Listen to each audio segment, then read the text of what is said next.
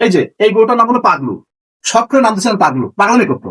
এই গরুটা গর্ভধারিত না ছিল মাত্র 29,000 টাকা দিয়ে, কিন্তু আলহামদুলিল্লাহ এই গরুটা যা দুধ দেয় তা একটি সংসার ভালোভাবে চলে যায়। সম্মানিত খামারি ভাইরা, আসসালামু আলাইকুম।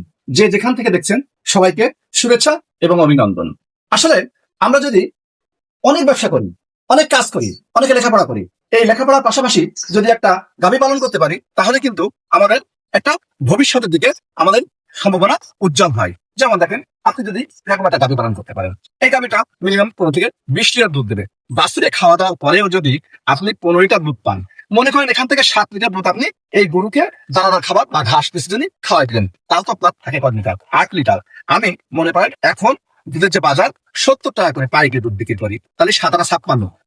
যদি পাইকারিও বেচেন তাহলে 550 টাকা ইনকাম হয়। শুধু তাই না, আর যদি আপনি খুচরা এখন 80 থেকে 90 টাকা পার লিটার দুধ, এবং সেই ক্ষেত্রে দেখা যাবে আপনার 6 থেকে 700-800 টাকা আপনি একটা গরু থেকে আয় করতে পারবেন। অথচ আপনার সময় কত দেবে? আপনি যদি ফজরের আগে গেলে একটু ওঠেন বা ফজরের সময় ওঠেন, উঠে একটু ঘাস বিছে কুচায় সুন্দর করে তাকে খাবার টাবার দিয়ে বাড়ি বুঝাই দেন, তাহলে কিন্তু বাড়ির মানুষটাও কিন্তু এই গরুটা একটা গাভী পালতে পারবে। এবং শুধু তাই না, এই গাভীটা যে বাছুর হবে, যখন বাছুর হবে, একটা বাছুর 1 থেকে 1.5 বছর পরে আপনি চিন্তা করেন কয় টাকা দাম হবে।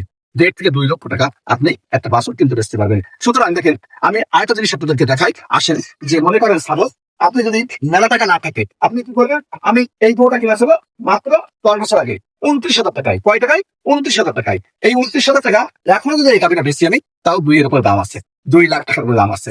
অথচ এই 10 বছরে প্রায় 7 থেকে 8টা বাছুর আমাকে দিচ্ছে, এবং আমি প্রায় 7 থেকে 8 লক্ষ টাকার বাছুর বিক্রি করেছি। এবং মার্শাল্লাহ এখন যা দুধ দেয়, তাতে আমার একটা পরিবার এইখান থেকে চলে যাওয়া সম্ভব। সুতরাং আপনি অন্য পেশার পাশাপাশি বা আপনি বেকার অবস্থা থাকলেও আপনি গাভী পালন করতে পারেন, যা আপনাকে স্বাবলম্বী করতে সহায়তা করবে। সুতরাং আসুন সবাই মিলে স্বাবলম্বী হই। আসসালামু আলাইকুম ওয়া রাহমাতুল্লাহ।